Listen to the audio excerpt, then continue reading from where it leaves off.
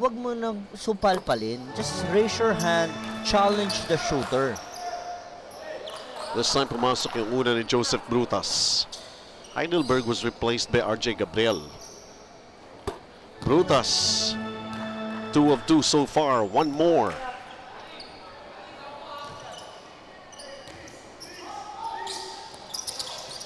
Diliman's first points here in the third quarter.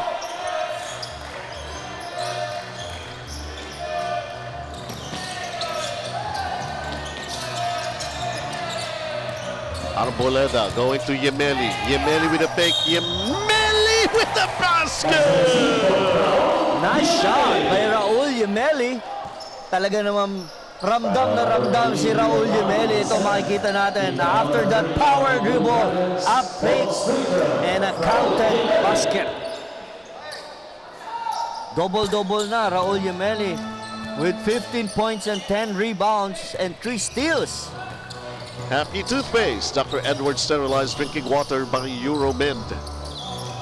Malaking bahagi po ng UCBL ang ating mga sponsors. Arvin Angeles with a miss and a tip in for John L. Rawson. That's the second tip-in shot. Tatlo na nga yan. Oh, hindi, yung dalawang Alley-oop. alley-oop, pero yung tip-in, dalawa. So, he's jumping all over. Kaya nga, sabagay, matangkad din itong si Paulson. Saliwa ang Pectus dun sa layup ni VJ Gotham. Luckily for them, sa kanila pa rin ang possession.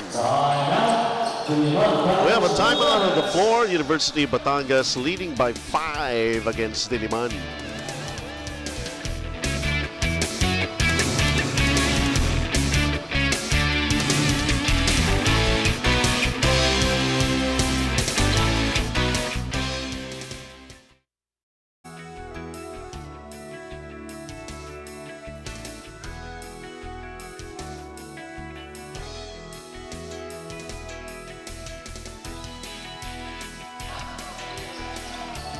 And thank you very much for watching UCBL dito po sa IBC 13, where we do our same-day broadcast Mondays, Thursdays, and Saturdays at 8 p.m. onwards.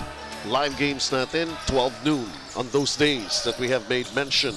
HP Products by Advanced Solutions, Manila Bulletin. Mentioning our sponsors again dito po sa UCBL.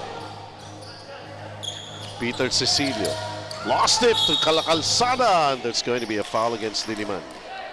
The spacing of the players of Coach Renzi Bahar was not properly executed. That's why nandun si Gio Calacalzada to tap the ball. Ay, hirapan ako doon sa buhok ni Peter Cecilio. Parang hindi niya makikita yung ring pagka bigla siyang aangat. Mahaba ba yung pangs? Ang haba Uy, nakaangat pa. Gio Calacalzada with a three-pointer. Ba't hindi niya itali kagaya ng Roadrunner? Gio Calacalzada. Oo.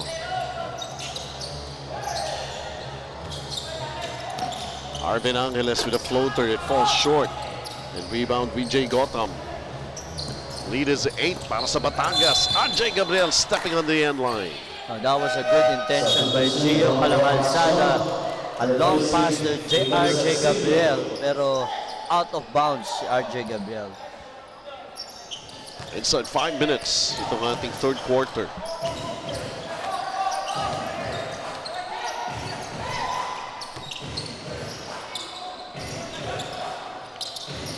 Miko Tai with his first basket of the game. Maganda yung contribution na nabibigay ni Miko Tai habang nakaupo si Jetro Sombero. Nandiyan si Miko Tai helping out sa scoring. Arboleda is fouled. He'll take 2 free throws. That was a quick attack by Pido Arboleda against Angeles, and Joseph Brutas late in helping out in defense. Cafe France, Congo Grill, Karate Kid, UCBL, our time to shine. More games on Thursday, November 24, Olivares versus TIP. That's going to be very interesting dahil yung kanilang posisyonan pagpasok ng Final Four.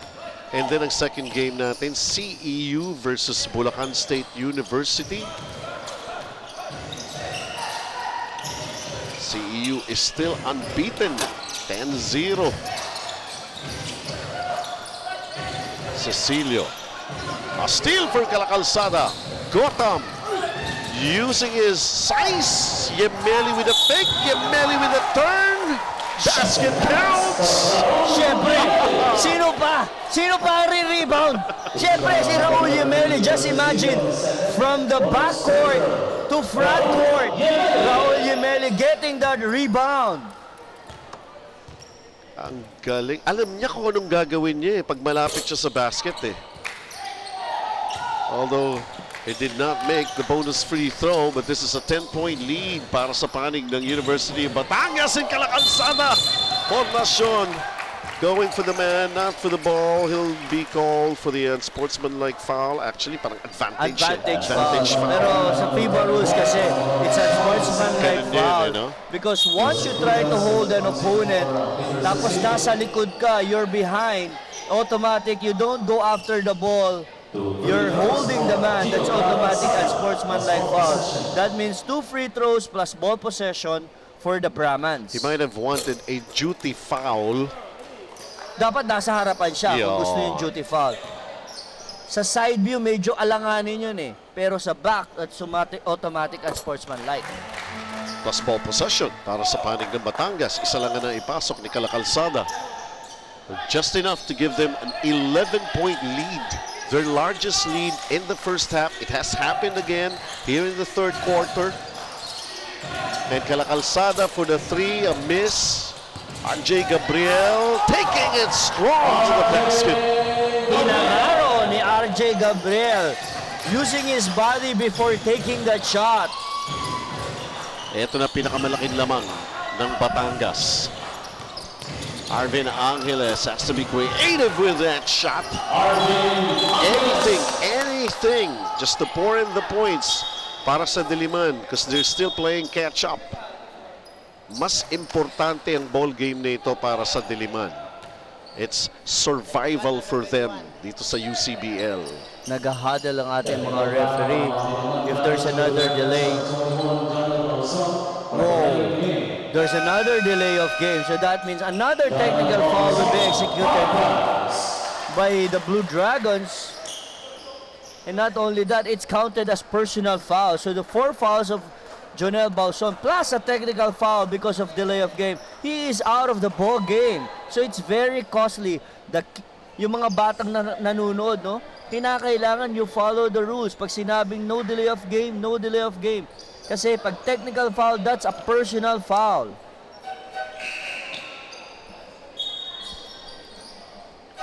At eto ngayon, ilal pa tayo.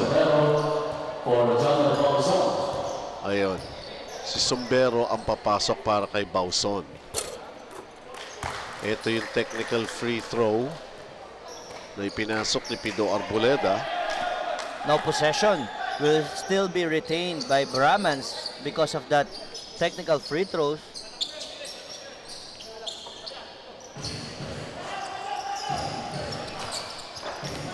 This has so far turned out to be a 21-9 run para sa panig ng Batangas.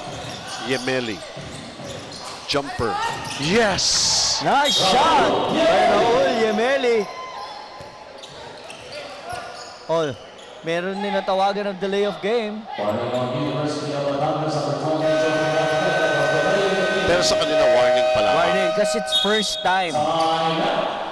Meron tayong timeout. Pinakamalaking lamang na ito ng University of Batangas. 14, 63, 49.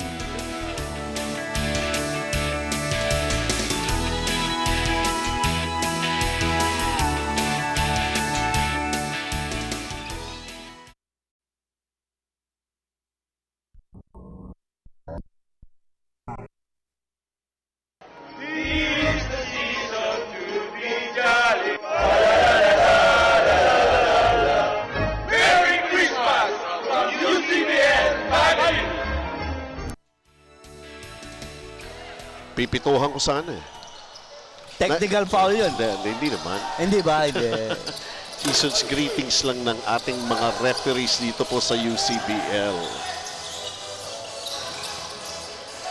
Arvin Angeles missing the baseline jumper.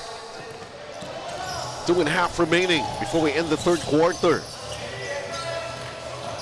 Sabi ko na nabuksan na nila yung formula on how to win. But this is just the third quarter. Wild with a shot for Raul Yameli coming out of nowhere, just missing that reverse. Pero grabe talaga yung nose on the ball of Raul Yameli. Ito pumasok si Jethro Sombero. He has to get into the act. Kailangan magtuloy-tuloy yung ginagawa kanina ni Jonel Pauson o Jethro Sombero. Habol sila rito. Sa ilalim, VJ Gotham. Kalakalsada po 3. Nope. Romil Hornacion back on the floor. Romil Hornacion against Gio Kalakalsada. Angeles. Gilid ng board ng tinamaan sa tira ni Sombero. Arboleda. Trying to get it to RJ Gabriel, pero too many blue shirts. Kalakalsada with a foul. Duty foul by Gio Kalakalsada. That was a good foul by Gio Kalakalsada, stopping the fast break of the Blue Dragons. At the same time, they're not yet in penalty. Tatlo pa lang ang team fouls ng Batangas. Hornacion will settle for 2 free throws. That foul of RJ Gabriel, hindi naman maganda. Kasi umiwas siya.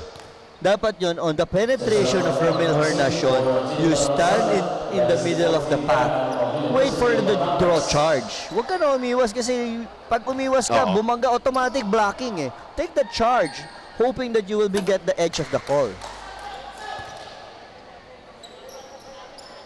And Romil Hornacion missing the first free throw.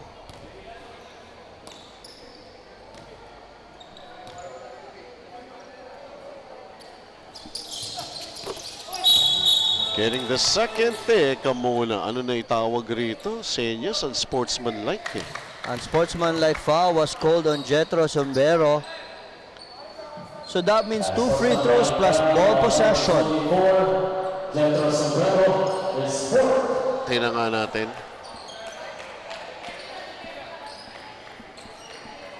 Oh, May second motion eh. not only that, it was really right in, striking in the face of RJ Gabriel with his right hand. So that was a good call by our referee, Alan Manzano. Ang masakit dito, isa nga lang yun na ipasok na free throw ni Romil Hornacion, and right now, May 2 chance ba technical sila? free throws plus ball possession here. Ayan. At nababaon na ang Diliman College Blue Dragons. At saka pinapahiya ako ni RJ Gabriel. Sabi ko puro siya girlfriend. Ngayon sabi niya, coach, nagpa-practice ako eh. O ito, may 10 points na ako, coach. Tuwing weekend na nga lang kami nagkikita eh.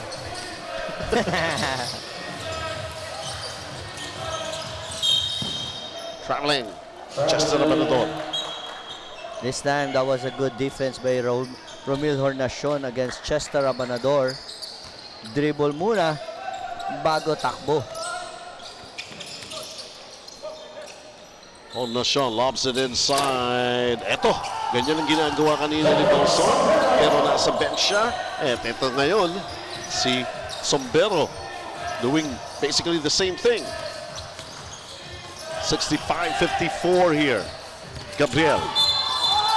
Hindi pwede yan. Uunahin mo yung balikat mo. Actually, the first bump was okay. Hindi siya tinawagan doon. But the second push was a foul because it's called dislodging. Iyon, tama.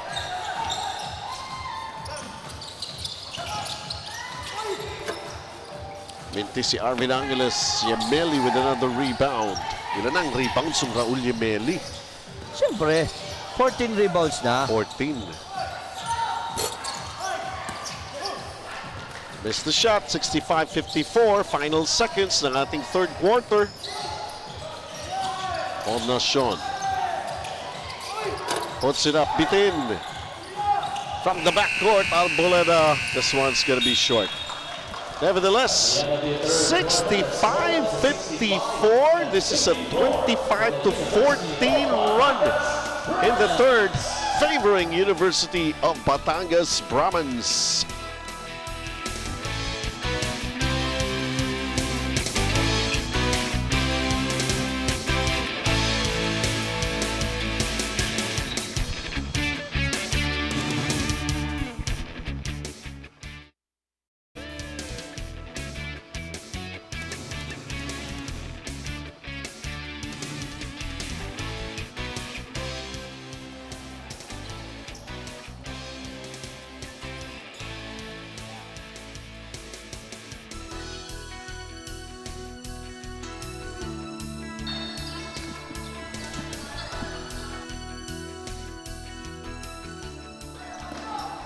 Gone are the days when University of Batangas Brahmans ay nagiging palaigiban lang ng panalo ng ibang mga kasama participating teams dito sa UCBL. Look at that. 25-14 big run for Batangas in the third quarter. Ito ang Diliman. Look at the way they hustle to get back ball possession. But VJ Gotham, hurried shot. Brutas.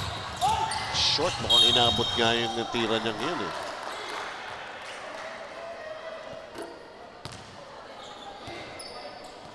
Pushing foul on number 30, Chester Alanor is first team foul on the Brahmans.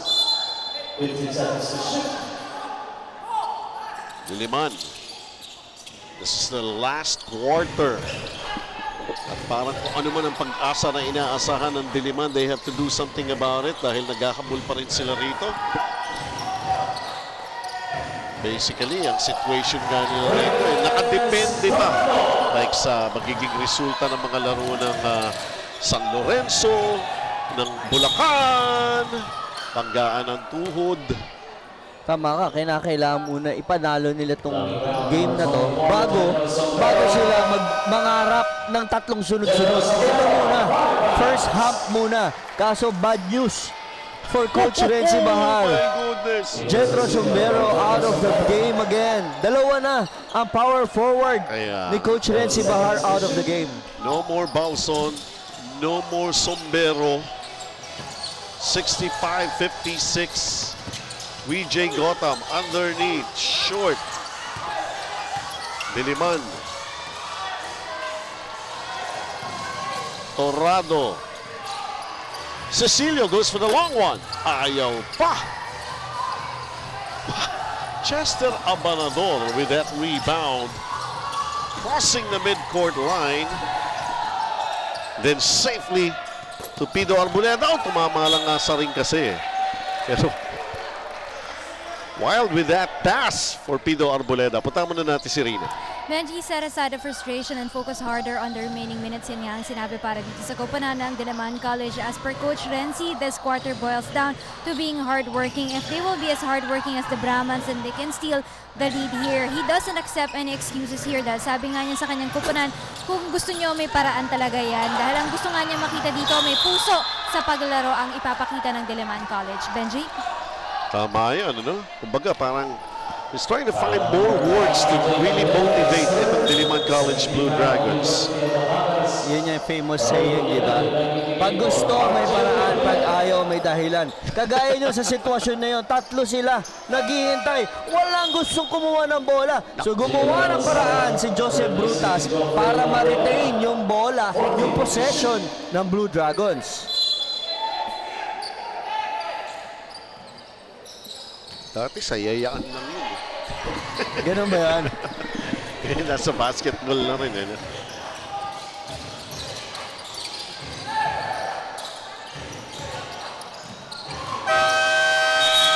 Uh-oh. Mental lapse on the part of Diliman.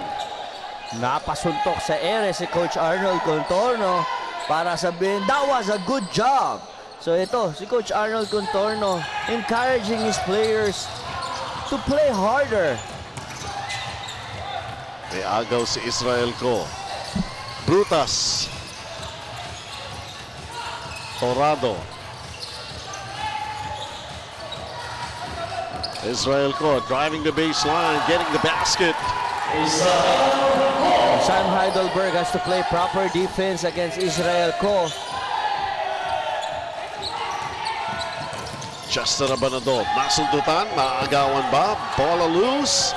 Nakuha ng Diliman. Teka muna. Miko Tay, Raul Yemeli, kanya-kanyang tulakan. It's going to be a double foul. Raul Yemeli and Miko Tay. So Miko Tai and Raul Yemeli talaga naman nagkigirian. Natawagan sila ng double foul. Diliman, naghahabol. Happy Toothpaste, Dr. Edwards Sterilized Drinking Water by Euromed. Torado. Brutas takes it. Ayaw. Arboleda. Gotham. The layup is in. After the missed basket of the Blue Dragons, nandun naman sa bilis si Pido Arboleda at si VJ Gotham to execute their fast break.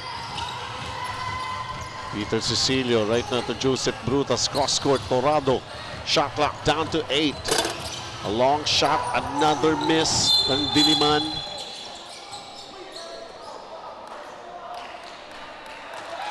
And teka muna. May foul that's going to be called against Batangas. Tinawagan si Gio Calcalzada ng offensive foul. Fourth personal foul, fourth team foul of the Brahmans. Bumalik si Romil Hornacion para sa Diliman. 9-point lead. Brutas. Hornacion going to Torado. Kick out. Brutas for 3. Ayaw talaga mahulog eh. Pushing foul ang tinawag kay VJ Gotham against Miko Tai. Ang masaklap nito, yung huling foul ni VJ Gotham will give Miko Tai 2 free throws. Penalty na kasi. 6 minutes and 19 pa natitira in this game. HP Products by Advanced Solutions. Manila Bulletin. Ang problema, Miko Tai missing the first free throw. Every scoring opportunity. Kailangan through the hole for Diliman. Lead is 8 para sa Batangas, 67-59. Ang major problem dito ni Coach Arnold Contorno is their turnovers. They have 28 turnovers already in this ball game. They have to take care of the ball if they want to win this ball game. Bihirang-bihira ang isang team na more than 25 turnovers nananalo pa sa ball game.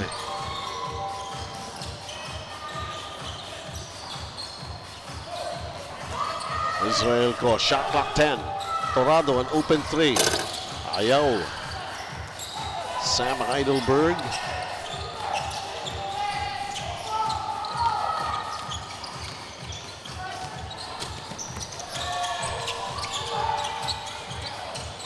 Gotham takes it from the outside. Brutas. Torado dinaan sa ilalim. Nawalan.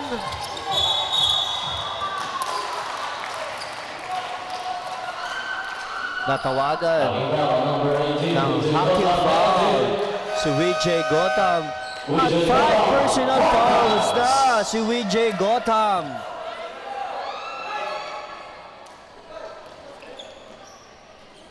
Coach Arnold Contorno has a maximum of 1 minute to think kung sino ipapalit niya sa kanyang fouled out player na VJ Gotham.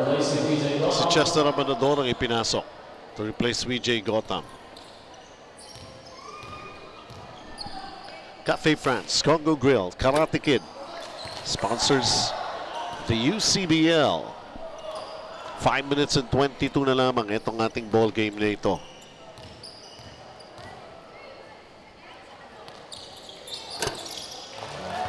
Miko Tai cutting down the lead nitong Batangas to only 7. Hornacion, opportunity to still cut down that 7-point lead. Yung huling turnover na yun, it's very costly for the Brahmans. Not only na may opportunity si Romel Hornacion na mag-shoot ng 2 free throws, pero meron na silang 29 turnovers. So talagang nagpa-pile up ang mga black eye dito sa Brahmans.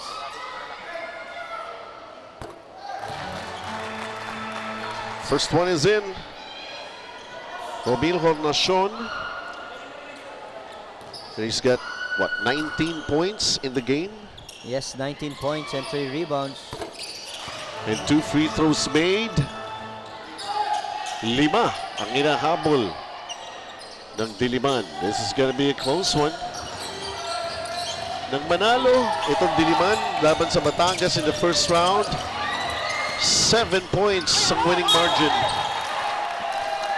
Opportunity para sa Diliman.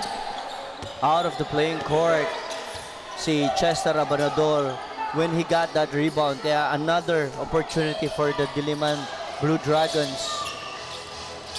Cristorado, Butaka ang inabot. 18 seconds to shoot. Raul Yemeli underneath. Ito ngayon si Romel Hornacion.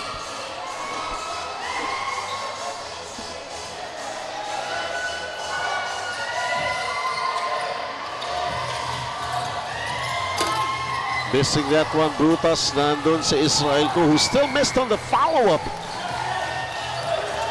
Raul Yemeli getting that rebound. Pang 16th rebound na niya yan.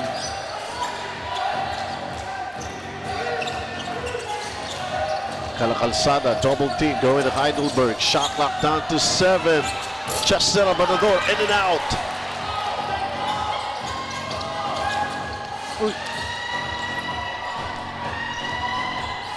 Cristorado. 10-second shot clock here.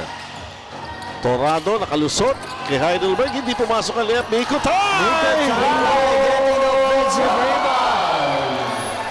Masayang masaya ang Blue Dragons, lalo na si Jetro Sombrero.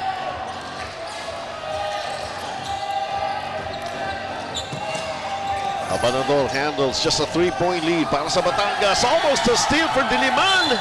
Diliman will get possession as Calzada lost control of the basketball.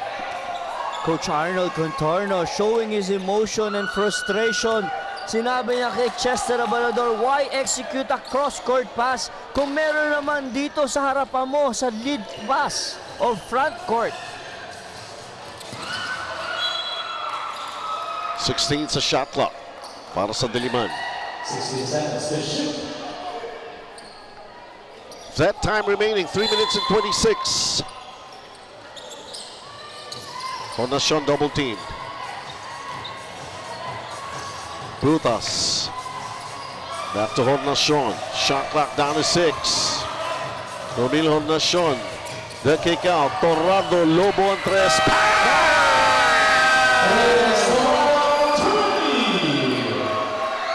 And we are tied. 67 all. There was no timeout called by the Brahmans. So tuloy-tuloy lang ang laro natin dito.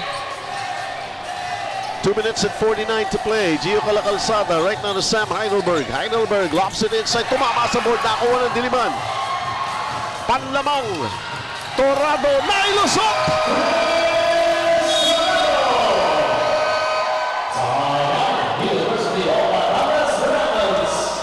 It's beginning to sink in para sa Diliman College Blue Dragons.